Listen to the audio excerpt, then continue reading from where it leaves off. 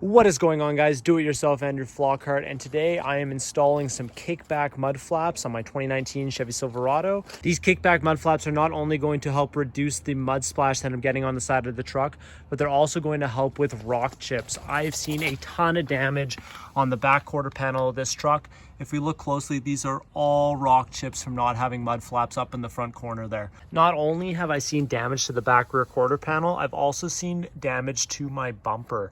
As you can see, a bunch of rock chips in here as well. I was getting rocks hitting off of the back of the trailer and coming back and hitting the back. So guys, here are the tools I'm gonna be using today. A couple of drills, as well as some soapy water and a microfiber towel cloth. And then here are the mud flaps I'm going to be installing. So right here, we're looking at the factory mud flaps that came with this truck. They are not wide enough and they are not long enough in order to adequately stop mud from flying up on the side of the truck. As you can clearly see, there's a bunch of mud that's flung up on the side of the truck, and these just aren't doing it. So first thing we're going to want to do is we're going to want to turn the tire in. Just gives us a little bit more room to work on, and then we're going to go ahead and remove the 4 factory fasteners, and we're going to want to keep these fasteners because we're going to be using them later on. Once you get that mud flap up, let's go ahead and clean it up just so that the space is nice and clean for when we do go ahead and put these new mud flaps on. Make sure you guys keep watching till the end because I have a great tip for those mud flaps on the rear to keep that factory stock look for your truck. So this is by far the trickiest part of this entire install, is trying to get the mud flaps lined up properly with where exactly you want them to sit in relation to where your tire is. That's going to give you some good coverage, but you're also going to want to use those factory fastener holes. So once you get a good mark on where you're going to be drilling, I definitely advise doing one at a time. If you can get that first one installed, and then you'll have a good point of reference on where exactly you're going to put that second one. It's definitely a little bit tricky, but play around with it a little bit and make sure you get it right and exactly where you want these mud flaps to sit. Once you get that installed properly, you can go ahead and install these mud flaps with the factory fasteners.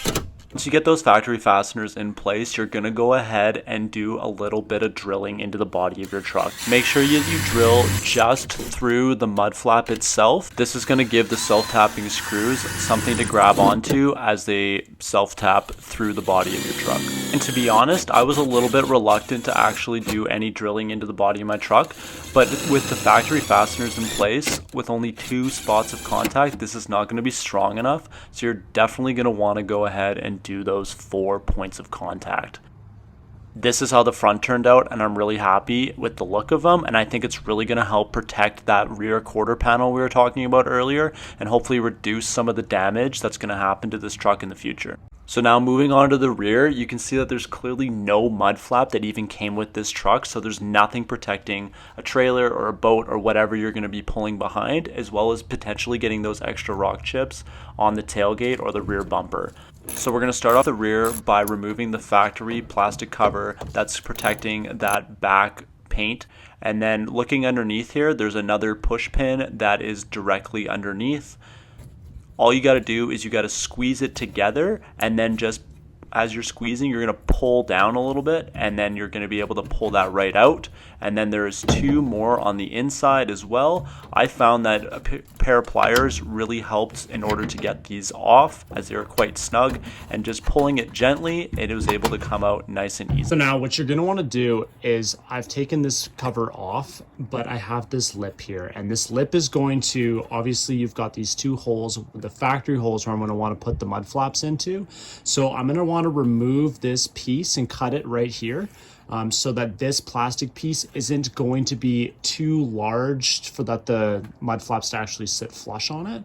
So what I have is I've got this multi-tool that works really well for stuff like this. You can also use a hot X-Acto knife or a hot knife or any sort of saw to cut this little ridge, and then just sand it down afterwards. But I'm gonna be using this multi-tool in order to cut this piece nice and clean.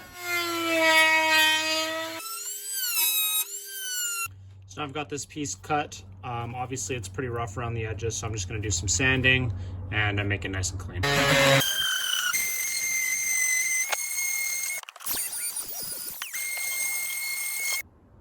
Alright, so now that we have that nice and cleaned up with a nice clean factory looking edge to it, we can go ahead and clean up underneath where that cover was sitting. Anytime you get the chance to take something off, I definitely advise just cleaning it up, as we're going to be covering it back up again anyways.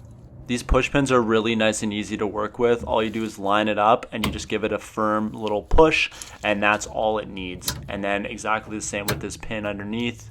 One little push and you're good to go. So for these rear mud flaps, I tried a little bit of a different technique in order to figure out exactly where to drill the holes. I saw this online, thought it might work out well. You take a little bit of clay and then you put it on where those factory holes are, and all you do is you push the mud flap where you want it to be against that clay, which then leaves an imprint on the mud flap, and then you can drill in through the mud flaps where that clay made a mark. I'm honestly not really sure which method I liked better. Both were a little bit tedious and didn't necessarily line up perfectly, so I was a lot of fiddling around and making sure that everything lined up properly. But once you do get that one side done, you can transfer over from one side of the rear to the other side of the rear, and they are exactly the same. So just make sure you take your time on that one side, and then you can go ahead and it's perfect on the other side.